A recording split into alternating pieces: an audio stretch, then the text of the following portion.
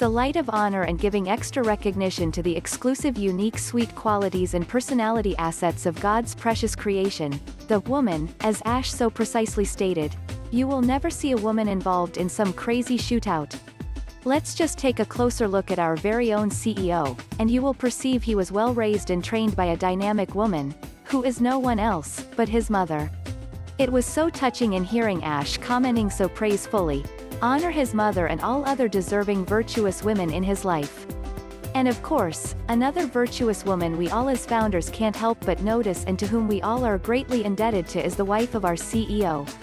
If it wasn't for this powerful, virtuous, dynamic woman standing as a supportive pillar at her husband's side, would there have been an Onpassive Company today? We should all pause a moment and think about that.